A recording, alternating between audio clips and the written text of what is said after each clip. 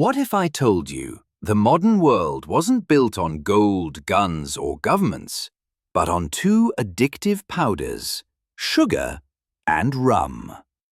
That the rise of empires, the fall of nations, and the suffering of millions began with a sweet craving, and a drink that fueled it. Sugar wasn't always ordinary. In medieval Europe, it was a luxury drug, priced like jewels and hoarded by royalty. It was medicine, spice, and status symbol. But as Europe's taste expanded, so did its hunger. Sugar became the caffeine of the old world, the stimulant of aristocrats, and eventually the craving of the masses. By the 1600s, the demand had exploded, and Europe didn't have the land, climate, or labor to grow it, so it looked outward. And that hunger set into motion the most profitable and devastating system of production the world had ever seen. Imagine a world where your morning tea is worth more than some people's yearly income. That was Europe before the plantations. European powers discovered the perfect climate in the Caribbean, and suddenly tiny islands, Barbados, Jamaica, Saint-Domingue, became the engine rooms of empire. Plantations spread like wildfire. Forests were cleared, soil was turned, and the Atlantic roared with ships carrying supplies in and wealth out. Sugar mills ran day and night, grinding cane with a brutality matched only by the system that sustained them. This wasn't farming. This was industrial extraction, centuries before factories existed. Sugar became the crown jewel of colonial economies. Nations didn't just fight wars for land, they fought for sugar islands, the most profitable real estate on Earth. Here lies the darkest truth. Sugar's sweetness depended entirely on forced labor. Millions of Africans were captured, chained, shipped, and sold into the plantations of the New World. The conditions were brutal: unrelenting heat, 18-hour workdays, dangerous machinery, disease, and violence. Sugar production consumed human lives at staggering rates. Plantation owners didn't rely on longevity, they relied on replacement. In some islands, enslaved populations had a negative life expectancy.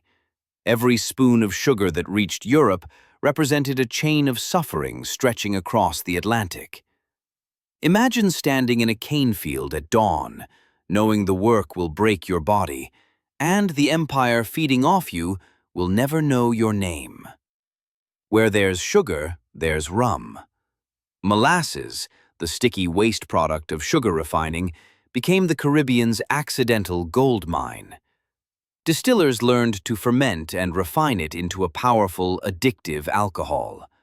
Rum became currency. Sailors were paid in it, soldiers drank it, plantations depended on it, and entire trade routes were built around it. Then came the triangular trade: sugar and rum to Europe, manufactured goods to Africa, enslaved people to the Americas. Rum didn't just fuel taverns, it fueled warships, economies, and revolutions. It became the drink of pirates, naval crews, and rebellious colonists. Without rum, the American Revolution itself may have looked very different. Sugar empires didn't last forever. In the late 1700s and early 1800s, enslaved populations across the Caribbean began resisting. The greatest was the Haitian Revolution, where enslaved people overthrew their colonial masters and toppled the richest sugar colony in the world. Europe felt the shock waves. Economies collapsed, empires panicked, and the global sugar market reshaped itself overnight. By the 19th century, abolition movements grew louder, beet sugar was discovered, and industrialization shifted production away from Caribbean plantations. But the legacy remained: sweetness purchased through centuries of violence. Imagine the world map redrawn. because millions rose up against the system built on sugar and rum. Today, sugar is cheap, everywhere, and almost invisible.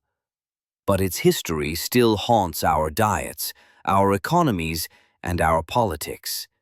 The same forces, profit, addiction, industrial production, continue shaping how the world grows, trades, and consumes sugar today.